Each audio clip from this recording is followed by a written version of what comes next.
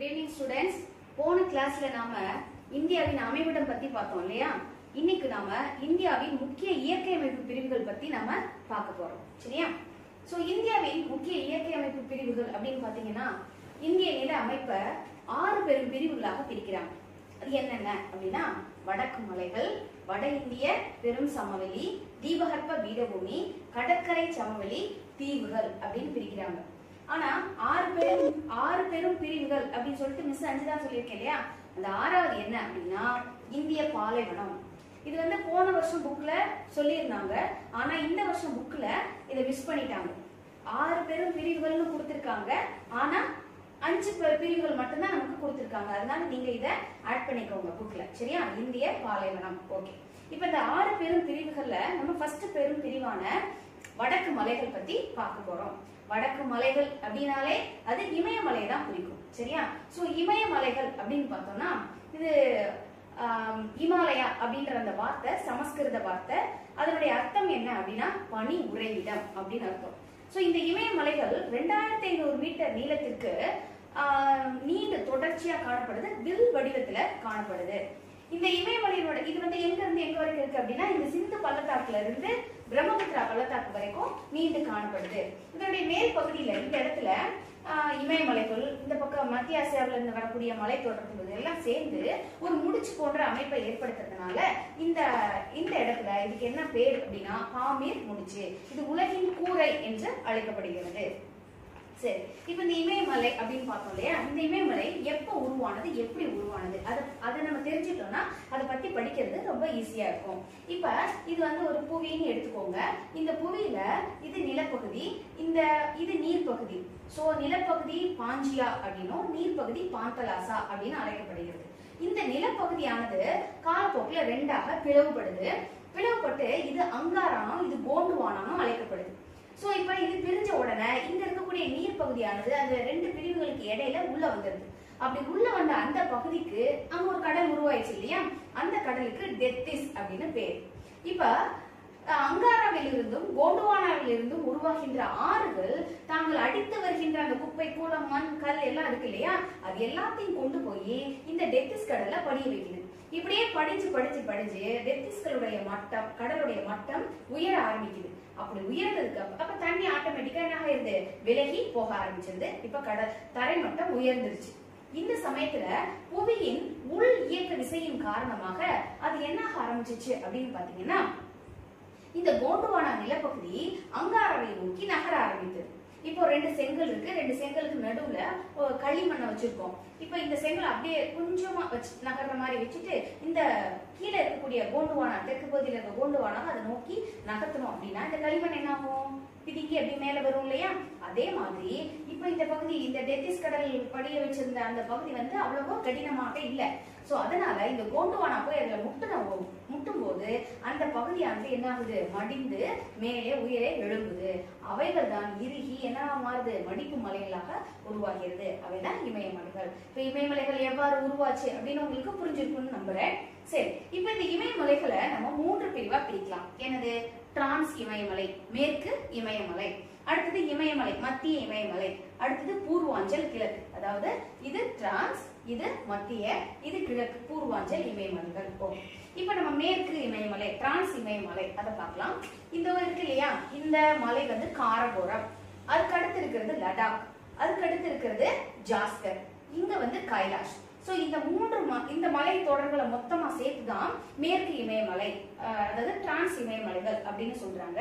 இந்த மலைகள் பாத்தீங்கன்னா இந்த பகுதியிலையும் இந்த பகுதியில, அதாவது கிழக்கு பகுதியிலும் மேற்கு பகுதியிலும் 40 கிலோமீட்டர் அகலத்துல இருக்கு.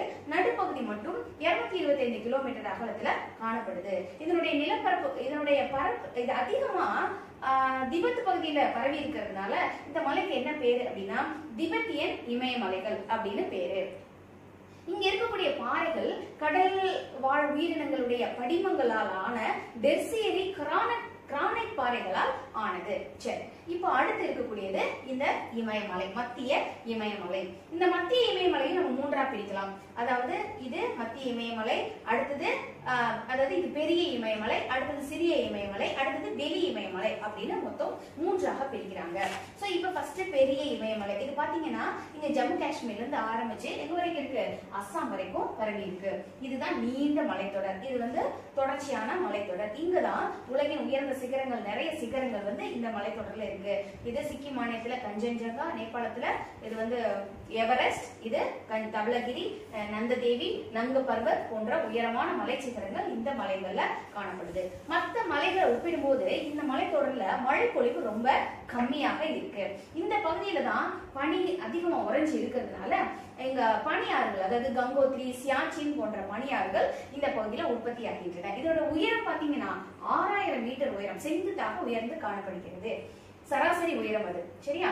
அடுத்தது பாத்தீங்க, இப்போ இமயமலைக்கு அடுத்து இருக்கிறது இது சிறிய இமயமலை. இந்த சிறிய இமயமலை பாத்தீங்கன்னா 800 கிலோமீட்டர், அதாவது 80 கிலோமீட்டர் அகலத்துடன் 3500 இருந்து 4500 மீட்டர் உயரத்துல இந்த மலைகள் காணப்படுகிறது. இது வெண் கற்பாறைகளாலும் சுண்ணாம்பு பாறைகளாலும் ஆனது. இந்த பகுதியில நகரமயமாதல் நடைபெறதுனாலையும் காடுகள் அழிக்கப்படுறதுனாலையும் மிக அதிகமான மழை பொழிவு இங்க ஏற்படுறதுனாலையும் மண்ணரிப்பு ஏற்படுகிறது. சோ இங்கதான் இந்த மலையில தான் அதிகமான கோடை வாசஸ்தலங்கள் இருக்கு. நைனிடால், முசௌரி, சிம்லா, டார்ஜிலிங் இந்த மாதிரியான கோடை வாசஸ்தலங்கள் இங்க இருக்கு. சரி, அடுத்தது வெளி இமயமலை. இது சிவாலிக் மலைன்னு அழைக்கப்படுகிறது. இந்த இமயமலை பாத்தீங்கன்னா மேற்கு பகுதியில 50 கிலோமீட்டர் அகலமும் அப்படி போக போக கிழக்கு நோக்கி போக போக 10 கிலோமீட்டர் அகலத்துடன் குறுகி போகுது. இங்க வந்து இதனுடைய உயரம் அப்படின்னு பாத்தீங்கன்னா 900 மீட்டர்ல இருந்து 1100 மீட்டர் வரைக்கும் இருக்கு. சராசரி உயரம் அப்படின்னா 1000 மீட்டரா எடுத்துக்கலாம். சோ இந்த வெளி இமயமலைக்கும் சிறிய இமயமலைக்கும் இடைப்பட்ட பகுதியில நீண்ட குறுகிய பள்ளத்தாக்குகள் காணப்படுது. அந்த பள்ளத்தாக்குகளை மேற்கு பகுதியில டூன்கள் அப்படின்னும் கிழக்கு பகுதியில டூயர்ஸ் அப்படின்னும் அழைக்கிறாங்க. சரி, இப்ப இந்த மூன்று மலைகள் பத்தியும் பார்த்தாச்சு. அடுத்தது கிழக்கு இமயமலை இல்லையா, மூன்றாவது மலையான பூர்வாஞ்சல் மலைகள். இவை வந்து கிழக்கு இமயமலையினுடைய, அதாவது கிழக்கு மலைகள்னு சொல்லலாம், இல்லாட்டி இமயமலையினுடைய கிழக்கு கிளை அப்படின்னு சொல்லலாம். சோ இந்த பூர்வாஞ்சல் மலைகள் அப்படின்னு பார்த்தோம்னா சாப்லா, அபோர், பிஸ்மி, பட்காய்பம், நாகா, மணிப்பூர், காரோ, காசி, ஜெயந்தியா இப்படி நிறைய குன்றுகள் சேர்ந்து, இது மலைகளாக இல்ல குன்றுகளாக சேர்ந்து இது பூர்வாஞ்சல் குன்றுகள் அப்படின்னு கூட அழைக்கப்படுகிறது. அவ்வளவுதான். இந்த பூர்வாஞ்சல் குன்றுகள் வந்து இந்த பகுதியில் இருக்கக்கூடிய மியான்மர் இருக்கு இல்லையா, மியான்மருக்கும் நம்ம இந்தியாவுக்கும் எல்லை பகுதிகளாக அமைந்து காணப்படுது. ஓகே, இப்ப இமயமலைகள் எப்படி உருவாச்சு, அதனுடைய பிரிவுகள் என்ன, இதெல்லாம் நம்ம பார்த்தோம். இப்ப இமயமலையினுடைய முக்கியத்துவம் என்ன அப்படின்னு பாத்தீங்கன்னா, இது நம்ம படிக்கணும்ன்ற தேவையே இல்லை. இமயமலைகள் அப்படின்னு சொன்னோம்னா நம்ம ஞாபகத்துக்கு வரணும் என்ன, வடக்கே அப்படி பறந்து விரிந்து இருக்கு, பனிமூடி இருக்கு இல்லையா. சோ வடக்கு அரணாக இருக்கிறது நம்பர் 1 பாயிண்ட் இல்லையா, வடக்கு அரணாக இருக்கு. ரெண்டாவது என்ன அப்படின்னா, மத்திய ஆசியாவிலிருந்து இங்க இருந்து வீசக்கூடிய கடும் குளிர் காற்றை இந்த மலைகள் தடுத்து விடுறதுனால, ஒருவேளை இந்த மலைகள் இல்லாட்டேன்னு வச்சுக்கோங்களேன், அந்த கடுங்குளிர் காற்று உள்ள இந்தியாவுக்குள்ள வந்து இந்த பகுதி, அதாவது வட இந்தியா முழுவதுமே ஒரு குளிர்ந்த பாலைவனமாக மாறி இருக்கும். இப்ப இமயமலைகள் இருக்கிறதுனால அந்த கடுங்குளிர் காற்றை தடுத்து இந்தியா குளிர் பாலைவனமாக மாறுவதை தடுக்கிறது. ரெண்டாவது பாயிண்ட். மூன்றாவது என்ன அப்படின்னா, இங்க இருந்து வீசக்கூடிய, அதாவது இந்திய பெருங்கடல்ல இருந்து அரபிக்கடல் வழியாக வீசக்கூடிய தென்மேற்கு பருவக்காற்றினை இம்மலைகள் இந்த இடத்துல தடுத்து இந்த வட இந்திய சமவெளிக்கு நல்ல மழையை கொடுக்கிறது. மூன்றாவது பாயிண்ட். நாலாவது என்ன அப்படின்னா, இங்க பனி உறைந்து காணப்படுதா, அதனால பனி ஆறுகள் நிறைய இருக்கா, அந்த பனி ஆறுகளால, அதாவது வற்றாத ஜீவ நதிகளான சிந்து, கங்கை, பிரம்மபுத்திரா போன்ற நதிகள் இங்க உற்பத்தியாகும் பிறப்பிடமாக இது இருக்கிறது. அதுக்கப்புறம் நிறைய வனங்கள் இருக்கிறதுனால வனப்பகுதியிலிருந்து கிடைக்கக்கூடிய பொருட்கள் வனம் சார்ந்த தொழிற்சாலைகளுக்கு மூலப்பொருளை கொடுக்குது. அழகிய பகுதியாக இருக்கிறதுனால சுற்றுலா தலமாக இருக்கு. கோடை வாழிடங்கள் நிறைய இருக்கு, புனித தலங்கள் நிறைய இருக்கு. சொல்ல போனா அமர்நாத், கேதார்நாத், பத்ரிநாத், வைஷ்ணவி தேவி இந்த மாதிரியான புனித இடங்கள் இங்க இருக்கு. நிறைய உயிரினங்கள் வாழ்வதற்கு ஏற்ற இடமாக இருப்பதனால இது ஒரு பல்லுயிர் மண்டலமாக திகழ்கிறது. இதுதான் இமயமலையினுடைய முக்கியத்துவம். சோ இந்த இமயமலை பத்தி நம்ம இந்த கிளாஸ்ல பார்த்தது உங்களுக்கு எல்லாருக்கும் புரிஞ்சிருக்கும் அப்படின்னு நான் நம்புறேன். அடுத்த கிளாஸ்ல சமவெளிகள் பத்தியும் பீடபூமிகள் பத்தியும்